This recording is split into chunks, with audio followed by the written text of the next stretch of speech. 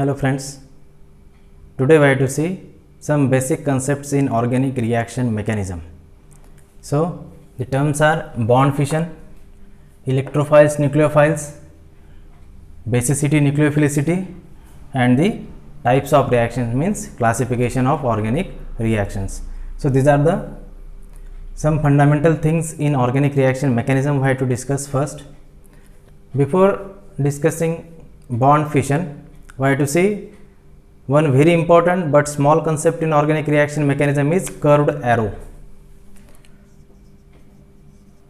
Curved arrow. So what is curved arrow? Curved arrow is nothing but such an arrow which we are showing during organic reaction mechanism. What is meant by this curved arrow? This curved arrow indicates flow of electron pair from electron rich to electron deficient species. So it is indicating electron pair transfer from one place to other place. It is started from the electron rich species and pointed at electron deficient species. This is one important thing. Second thing is it can start from anion, it pointed at cation. This is another thing. Or it can be started from the lone pair of electron, it can be started from the bond. If it is started from bond, bond can be broken. So here we have to see some very important things regarding this curved arrow. When we have, suppose simplest molecule water, here this water is having, oxygen is having lone pair of electron. When it get protonated, so here this arrow started from electron pair and pointed at positively charged proton. So it gives here H2O and this H. There is a bond formation between this oxygen donor and acceptor. But due to losing electron pair, positive charge attained by this oxygen, because this positive charge from hydrogen shifted to oxygen, because this oxygen has lost its electron pair to catch proton. So here this is the meaning of curved arrow. When it is started from neutral species, it get protonated. When OH minus attacks on proton. So this is negatively charged species and positively charged species. When it is started from positively charged species and pointed at, when it is started from negatively charged species and pointed at positively charged species, there is a bond formation between this HO and this H, and the charges of both the species will be disappear. So it is here simply water molecule. So in this way, this is the simple meaning of curved arrow. And one fish hook arrow, or it is called as half arrow, which indicates flow of one electron, transfer of one electron, one or single electron, while it shows transfer of two electrons or electron pair. This is curved arrow. We need this curved arrow to understand bond fission. So this is the importance of curved arrow. When it is started from bond, bond must be broken. If it is started from negatively charged species and it is pointed at positively charged species, both the charges will be disappear. And when it is started from unchained electron pair, that atom having unchained electron pair will get positive charge. So in this way, these are the simple meanings of curved arrow. Now I have to see here bond fission. So the next topic is bond fission. Bond fission are of two types: homolytic bond fission and heterolytic bond fission. What is meant by bond fission? Suppose this is the bond present between these two atoms. Suppose this is the bond present between these two atoms. This bond is breaking like this, or this bond can be breaks like this. So in this way, here we have to discuss how the bonds can be breaks in organic compound. So the bond fission is nothing but bond breaking. This is nothing but bond breaking. So bonds can be breaks in two ways. One is homolytic bond fission, second is heterolytic bond fission. Now I have to see first homolytic bond fission.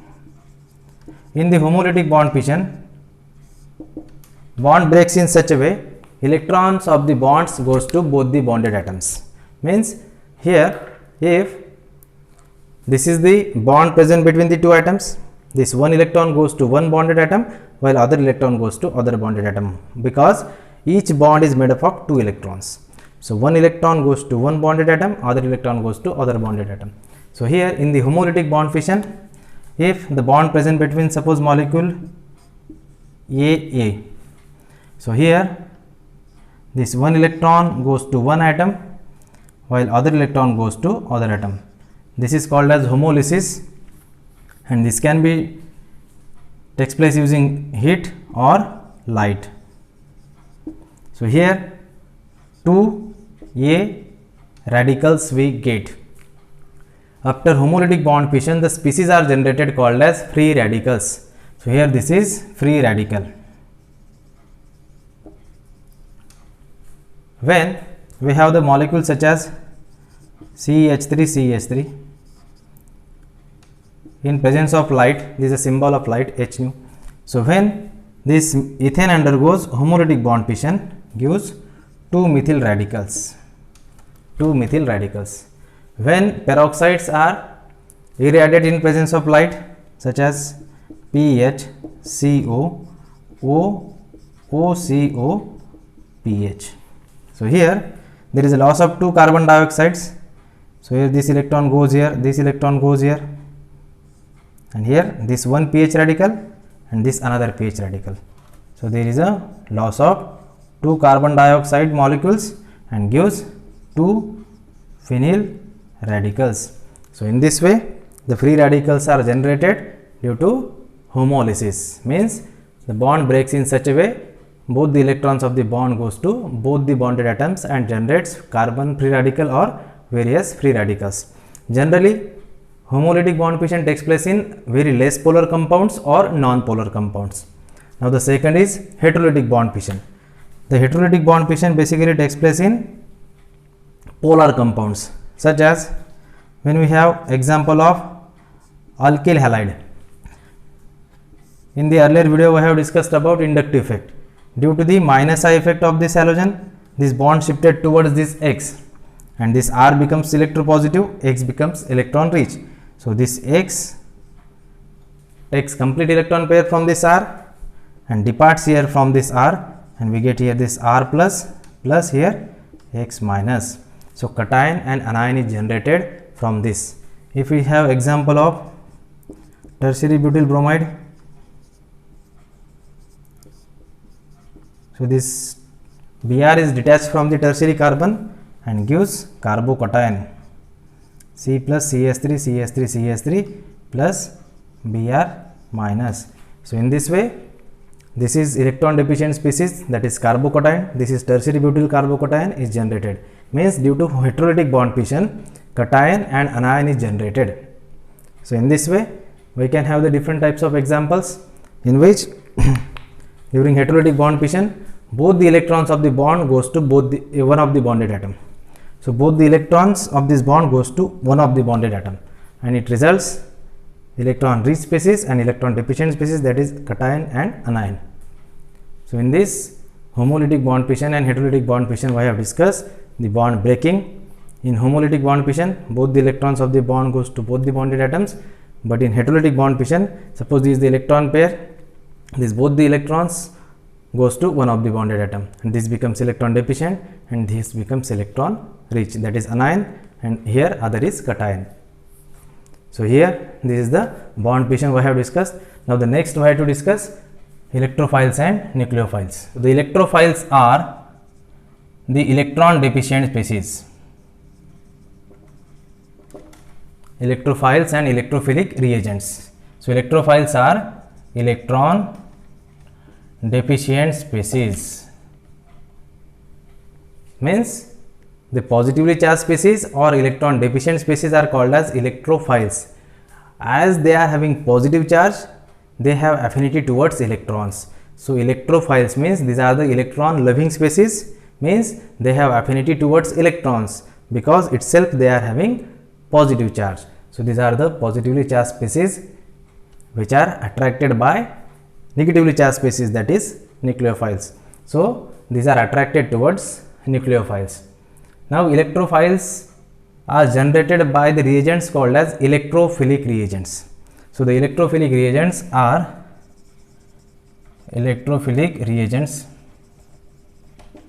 the reagents which are generates electrophiles. For example, electrophilic reagents such as HCl. If you see the examples of acids, HCl, HBr, H2SO4, HNO3. So these are the different reagents which generates proton, H plus ion.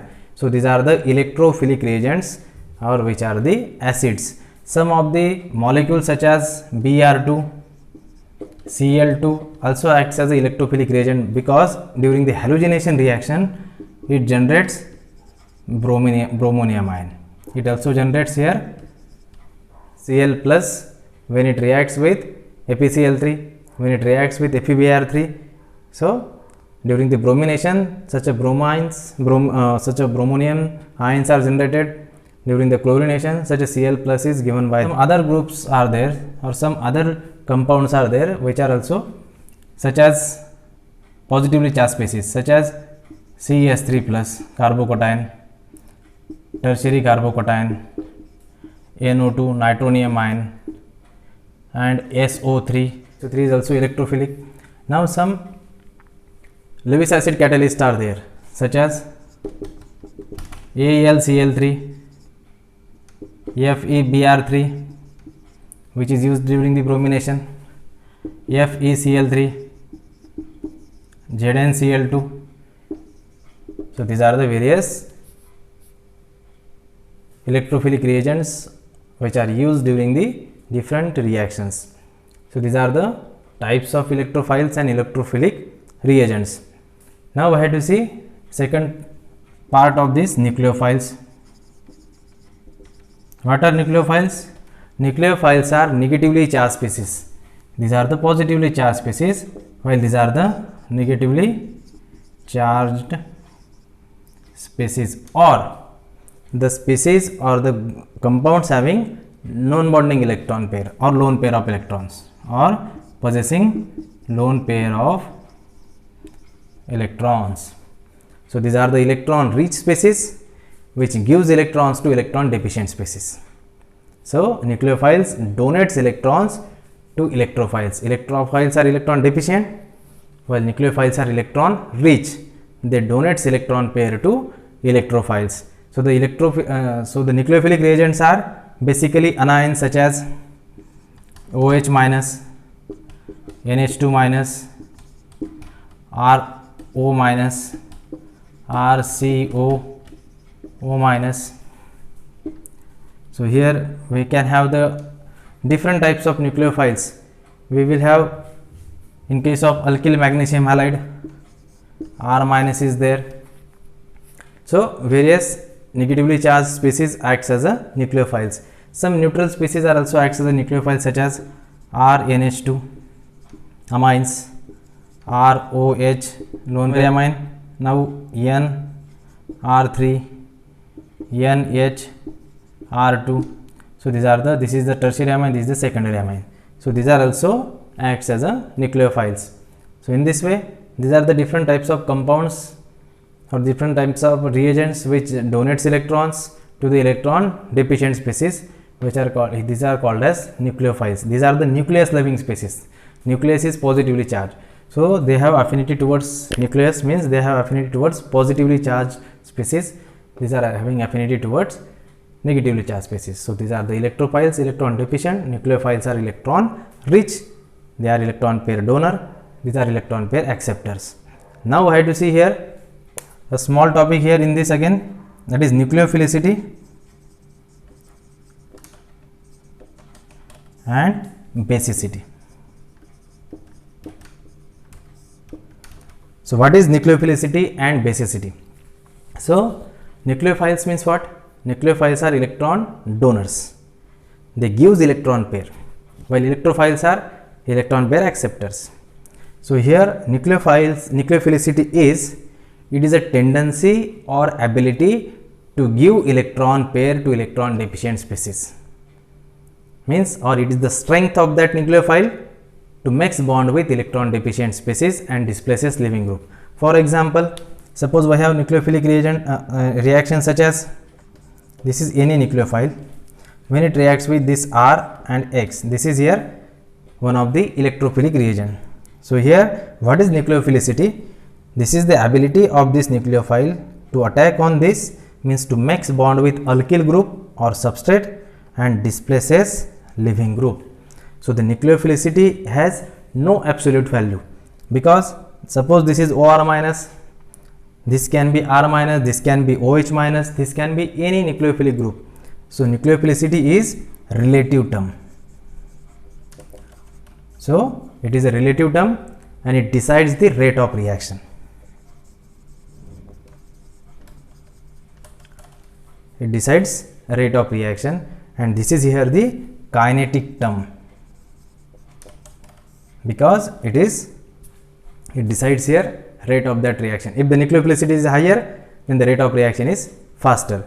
If the nucleophilicity is lesser, then the rate of reaction is slower. Means nucleophilicity is, it is the ability of this nucleophile how fast it makes bond with this electron deficient substrate.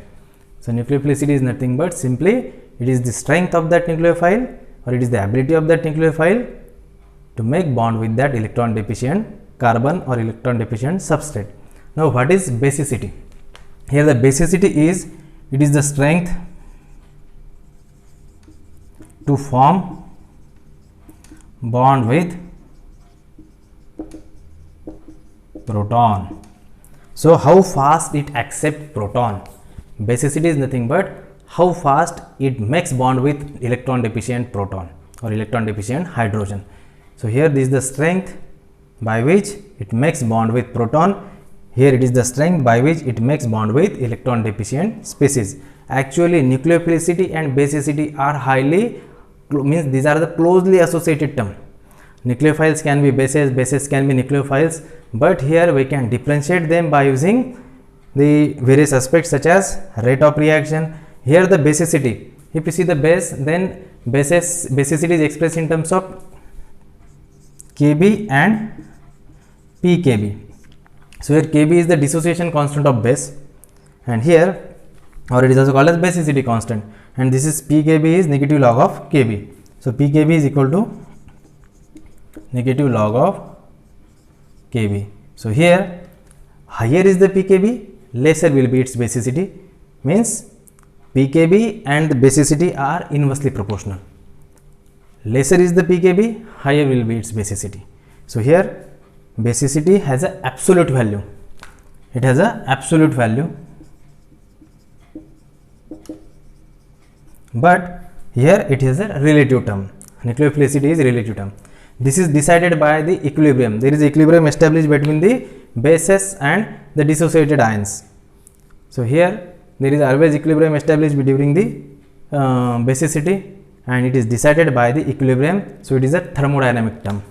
So here it is thermodynamic term decided by equilibrium.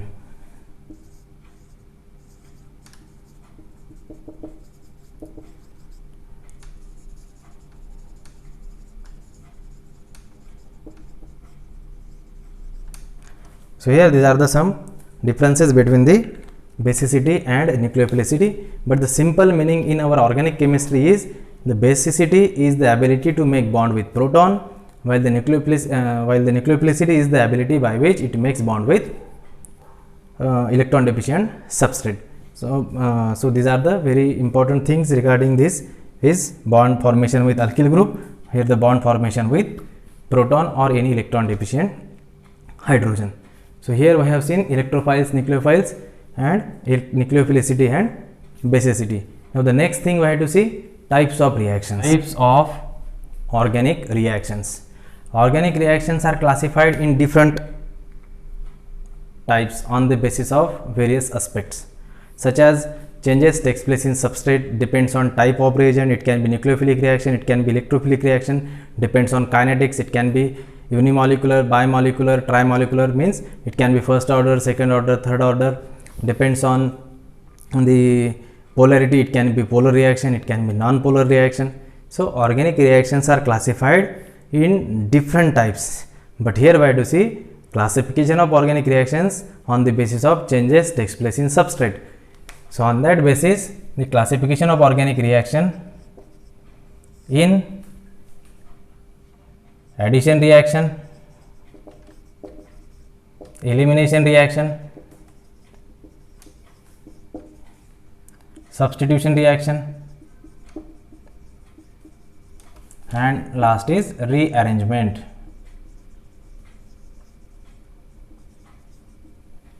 So here this is the simple classification of organic reactions in different types: addition, elimination, substitution, and rearrangement. So what is addition reaction?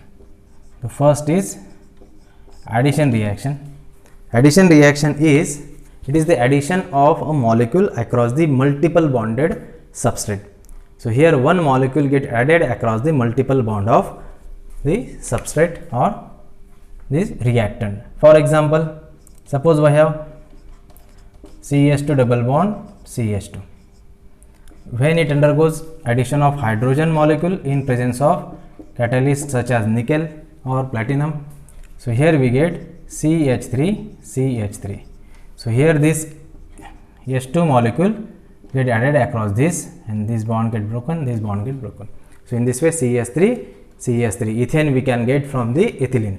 If we have CH2 double bond CH2 undergoes addition of Br2, so we get here CH2 Br CH2 Br. So here this molecule get added across this multiple bond. So the double bond is converted to single bond, and here this bond get broken, and this Br attaches to both the bonded atoms. So in this way, this is the addition reaction, addition of molecule across the multiple bond to give saturated. In this way, unsaturated compounds are converted to saturated compounds. Second, we have to see substitution reaction and elimination reaction. Elimination reaction is exactly opposite to addition. In addition, what we are doing? We are adding some molecule, while in elimination we are eliminating, we are removing some molecule. So here it is a loss of certain groups from the substrate. So this is a loss of molecule from substrate. Simplest example, suppose we have CH3 CH2 CH2 Br, 1 bromopropane. When treated with alcoholic base such as alcoholic KOH, so here this base takes this proton and this Br departed. So there is a loss of this H and Br from this. So we get here CH3 CH double bond CH2. So here this is the dehydrohalogenation, hydrogen and halogen loss during this reaction, and gives propene as a product, and this OH minus takes this proton and this Br combines with K. So here we get H2O plus KBr. So this is the elimination reaction. So in the elimination, the substrate loses certain groups from the molecule.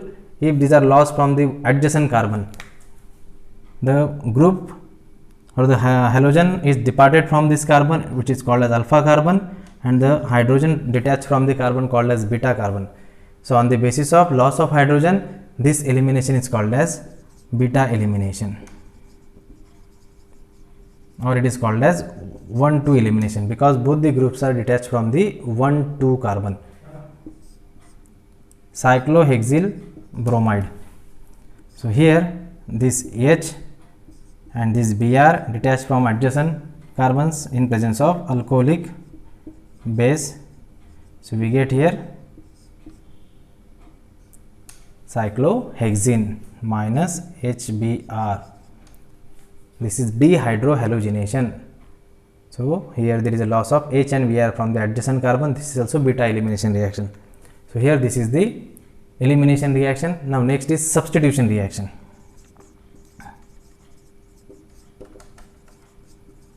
In the substitution reaction, there is a replacement of one atom or group by using other atom or group.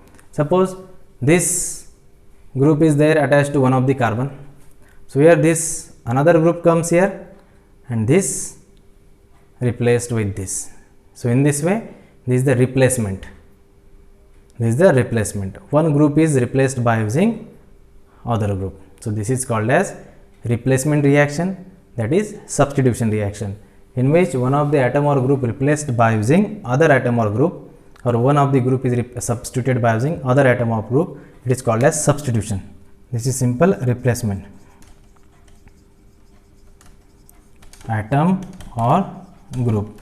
So here if we have CH3, CH2, CH2, Br, one bromopropane, when it reacts with aqueous KOH.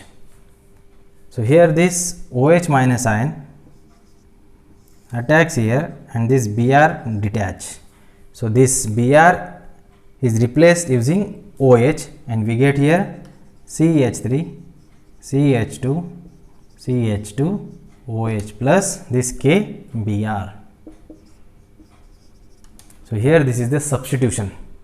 This is here bimolecular nucleophilic substitution. This is SN2 reaction, because primary alkyl halide reacts with KOH, gives alcohol as a product, is called as SN2 reaction, bimolecular nucleophilic substitution.